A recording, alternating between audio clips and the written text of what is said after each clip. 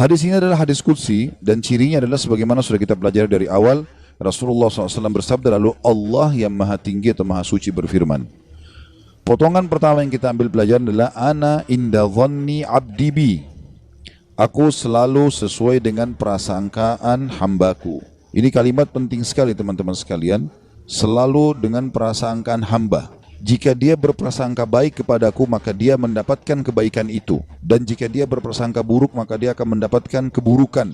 Maknanya, apapun yang sifatnya kita dapatkan teman-teman sekalian, sifatnya baik, maka misal kita dapat nikmat makanan, kita dapat nikmat kesehatan, apa saja, lalu kita sangka baik dengan Allah, oh ini berarti Allah sedang melimpahkan nikmatnya pada saya, Alhamdulillah. Itu sudah umum orang bisa lakukan. Tapi kalau dia dapat musibah, dia sakit, kehilangan harta, ditipu orang, gitu kan, dia di sini juga dibutuhkan untuk sangka baik dengan Allah. Kalau dia sangka baik di sini, dia akan dapatkan kebaikan. Misal dia mengatakan, mungkin Allah akan bersihkan dosa-dosaku, mungkin Allah akan tinggikan derajatku, maka dia dapat.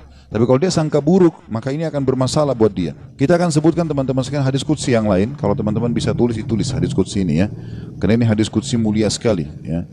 Kalau saya subhanallah selalu merasa gembira sekali dengan mendengarkan hadis qudsi ini ya. Dan hampir setiap hari hadis ini selalu saya ulang-ulangi teman-teman sekalian. Saya ulangi, saya baca lagi, saya renung lagi, dan seperti sebuah hiburan yang tidak akan pernah ada habisnya. Karena ini hadis qudsi, hadis sahih di mana Allah Subhanahu wa taala menyampaikan kepada kita berita gembira tentang orang-orang yang mau berprasangka baik dengan Allah. Allah berfirman, wahai anak Adam, artinya kita semua manusia dipanggil.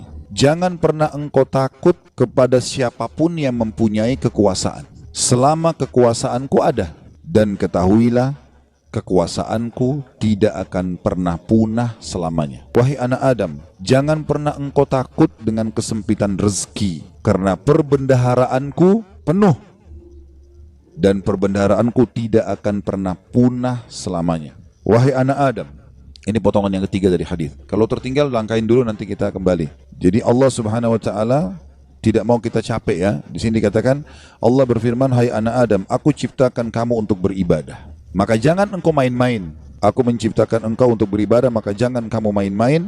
Tadi potongan pertama, kalau ada yang tertinggal silakan. Wahai anak Adam, jangan engkau takut pada siapapun yang mempunyai kekuasaan, selama kekuasaanku ada, dan kekuasaanku tidak akan pernah punah selamanya. Kemudian potongan kedua, wahai anak Adam, jangan pernah engkau takut dengan kesempitan rezeki, sedangkan perbendaharaanku penuh, dan perbendaharaanku tidak akan pernah punah selamanya. Wahai anak Adam, aku ciptakan untuk beribadah, maka janganlah engkau main-main, dan aku tentukan rezekimu, maka tidak perlu kamu capek. Tentu anggota tubuh kita bergerak, hati kita bertawakal ya. Aku ciptakan engkau untuk beribadah, jangan engkau main-main, dan aku tentukan rezekimu, maka tidak perlu engkau capek. Demi kemuliaanku dan keagunganku, demi kemuliaan dan keagungan, jika engkau ridho terhadap pemberianku, maka aku akan tenangkan jiwa dan ragamu. Jika engkau ridho ya, terhadap pemberianku, maka aku akan tenangkan jiwa dan ragamu. Jika engkau tidak ridho, dan engkau akan mulia di sisiku, Jika engkau tidak ridho, tadi ya, demi kemuliaanku dan keagunganku, jika engkau ridho dengan pemberianku, maka aku akan membuat jiwa dan ragamu tentram, dan engkau akan mulia di sisiku.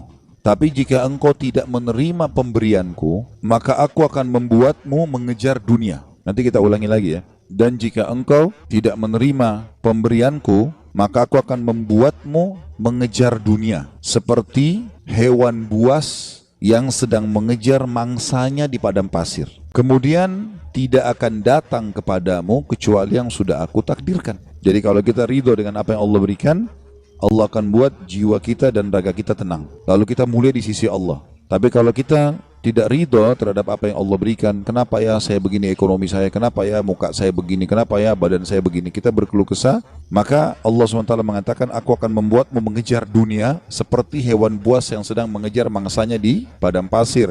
Kemudian tidak datang kepadamu kecuali yang sudah aku tentukan juga. Makanya capek sekali. Jadi orang beriman itu santai saja, dia akan dapat semua apa yang Allah janjikan, tidak perlu capek-capek. Nah, orang yang mengejar dunia berlebihan justru orang karena tidak bisa menerima takdirnya Allah atau tidak ridho dengan pembagiannya Allah. Wahai anak Adam, aku telah menciptakan langit dan bumi, dan aku tidak pernah sulit menciptakan keduanya. Maka apakah kau pikir aku akan sulit untuk mengurus rezekimu?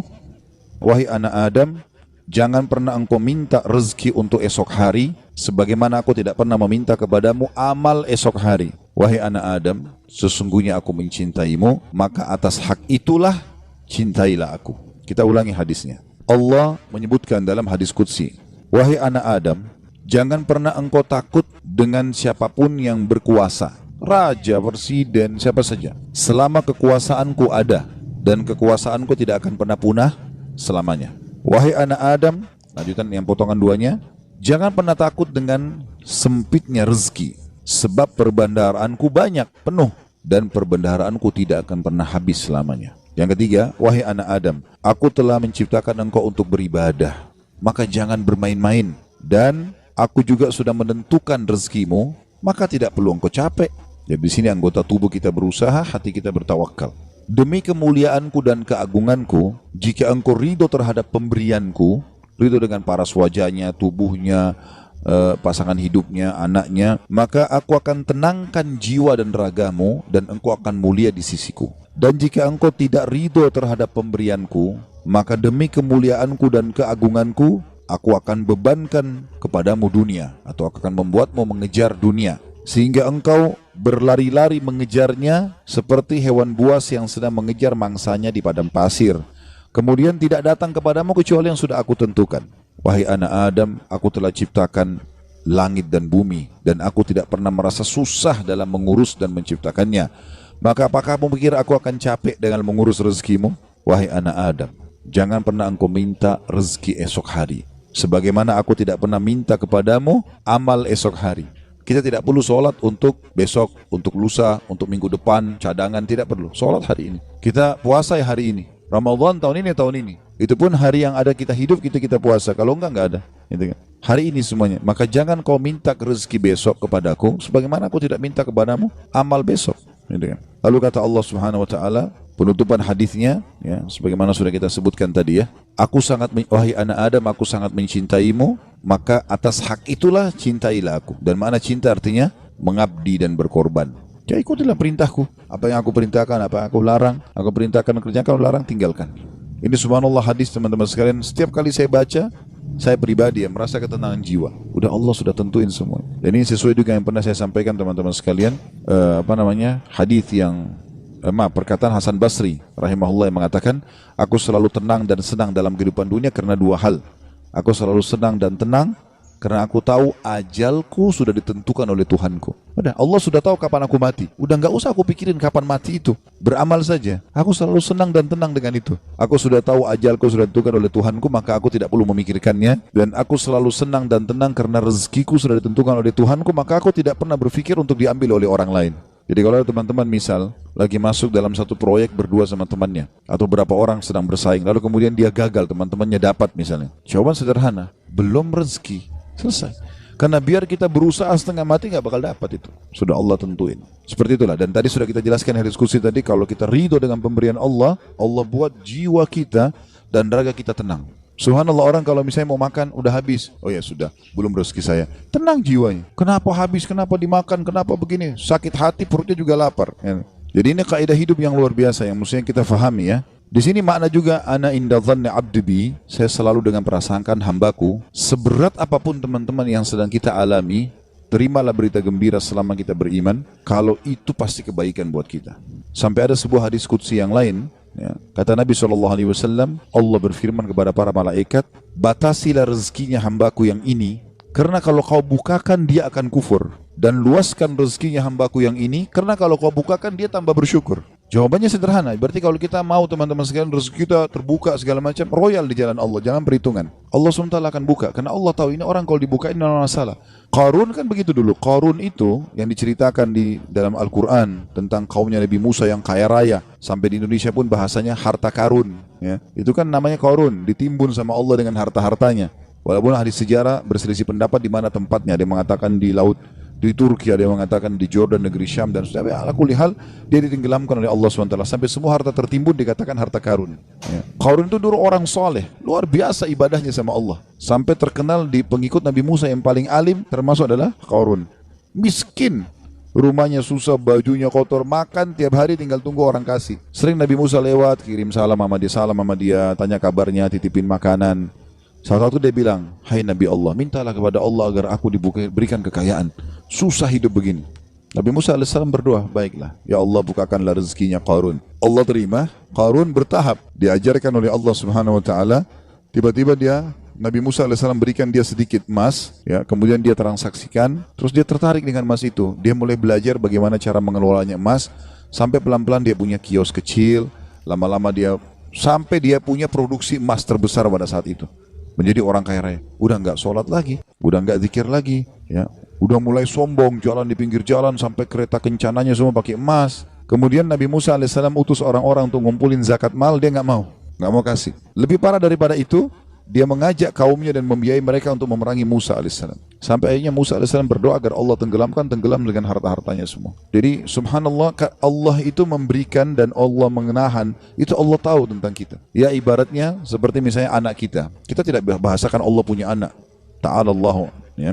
Allah maha suci dengan maha tinggi masalah itu. Tapi ini Ibnu Qayyim rahimahullah memberikan contoh. Perumpamaan orang yang belum dikasih oleh Tuhannya Allah, perumpamaan seperti seorang anak yang sedang meminta izin dari orang tuanya untuk melakukan satu perbuatan atau berteman dengan seseorang. Misal bapak ibu punya anak, mau berjalan sama teman-teman, kita tahu teman-teman ini narkotika, orang merusak. Padahal anak ini tidak ngerti, dia bilang, ibu ayah izinkan saya. Kira-kira bapak ibu mau izinkan? Kalau kita pakai akal sehat kan nggak mungkin. Kita tahu anak ini walaupun dia mau, dia senang, dia gembira, dia akan rusak nanti. Kita nggak akan kasih, apapun risikonya. Ibnu Qayyim rahimahullah berikan perumpamaan seperti itu. Ada orang merengek-rengek sama Allah, Allah belum kasih. Allah lebih tahu, gitu kan? Ini hambaku ini kalau saya kasih, dia masalah nanti. Ada orang begitu subhanallah. Mungkin contoh kasus, ada orang anaknya meninggal masih kecil. Baik, mungkin dia merasa sedih. Tapi subhanallah bisa saja mungkin anak itu kalau besar buat masalah buat dia. Kita nggak tahu. Walaupun menurut kita mungkin tidak. Kan itu terjadi di kisahnya Nabi Khidir, ya kan? Dalam surah Al-Kahfi disebutkan, waktu Nabi Musa AS jalan sama dia, ada anak kecil jalan langsung dibunuh oleh Nabi Khidir. Nabi Musa bilang, kenapa kau bunuh anak kecil? Nggak ada dosanya nih. Kata Nabi Khidir, kan saya sudah bilang, syaratnya kau belajar sama saya, jangan tanya sampai saya jelasin. Tapi yang jelas, Nabi Musa bertanya waktu itu, ringkas cerita, nanti akhirnya Nabi Khidir ceritain. Gitu kan?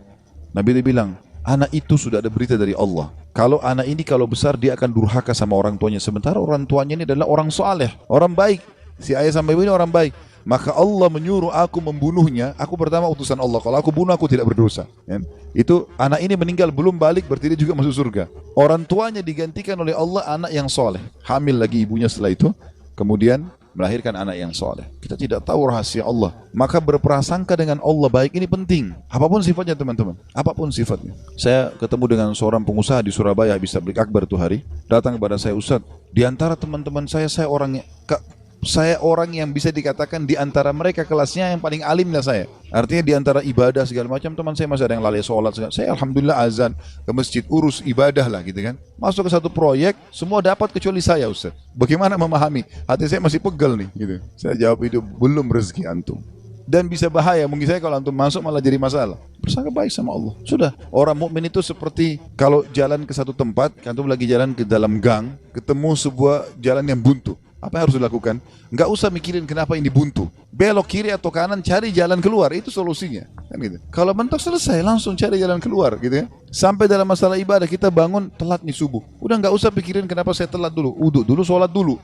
Baru nanti hilangkan sebab-sebabnya. Besok jangan terulang. Gitu kan. Kalau nggak akan terbuang waktu. Akan hilang kesempatan-kesempatan. Dalam kaidah agama dikatakan, apa yang tidak bisa dijangkau semuanya, jangan hilang sebagiannya. Kalau kita nggak sempat sholat sunnahnya, minimal wajibnya jangan sampai kehilangan. Kita masuk ke masjid, banyak orang begitu. Kadang-kadang dia masuk masjid, sholat duhur misalnya, kayak kita sebentar mau duhur ya. Dia sholat misalnya, dia masuk masjid, dia lihat imam ini sudah bangun dari ruku, sami Allah liman hamidah. Nunggu kenapa dia mau tahu ini rakaat terakhir atau bukan? Kalau rakaat terakhir sudah ditunggu aja sampai salam, baru dia sholat sendiri. Keliru ini akhi. Tetap lebih utama sholat pertama. Kata para ulama, walaupun tahiyat terakhir di jamaah pertama lebih afdal daripada jamaah kedua walaupun dia di saf pertama. Walaupun itu sudah terakhir. Takbir duduk tahiyat sama mereka. Berapa banyak orang yang tidak paham masalah ini. Yang tidak bisa didapat semuanya, jangan kehilangan sebagiannya. Itu kaidah. Harusnya begitu. Apa saja teman-teman sekalian. Subhanallah, saya pernah punya teman orang Senegal dari Afrika dulu waktu masih di Madinah. Teman saya di sebelah duduk di sebelah saya. Dia mungkin telat masuk kuliah 3 bulan gara-gara pengurusan visanya berangkat gitu. Tapi subhanallah cum laude anak itu. Dia datang duduk di sebelah saya. Mulai masuk hari itu, saya kan nulis juga apa yang dosen bilang. Saya ikutin apa yang dosen bilang, saya tulisin. Anak ini begitu masuk sudah 3 bulan. Udah banyak lembaran pelajaran yang ketinggalan, mungkin ada 40-50 lembar tulisan yang sudah ketinggalan. Tapi dia mulai hari itu teman-teman sekalian dia langsung tulis. Mulai masuk hari pertama, dosen pertama, dan sampai masa ujian terus saja dia nulis. Saya sempat tanya dia waktu dia mulai nulis, "Akhi, bagaimana ente nulis, kan ada yang ketinggalan?" Dia bilang, "Gak apa-apa, saya tulis sekarang, nanti itu nyusul. Sekarang ini dulu saya tulis." Dan betul, ternyata setelah mendekat ujian, yang dia tulis berisi kurang lebih 70%, yang tertinggal 30%. 30% itu disusul sama dia, diambil tulisan teman-teman yang sudah ada baru disusulin. Jadi yang tidak bisa dijangkau semuanya, jangan kehilangan sebagiannya, kan gitu. Ada orang begitu, subhanallah, ya. Lewat waktu sholat duha sudah kepepet, sudahlah nggak apa-apa, nggak usah deh, besok aja. Jangan, sekarang, walaupun cuma 2 rakaat, gak ada masalah. Jangan kehilangan semuanya. Maka itu kejelian dalam memahami itu, teman-teman.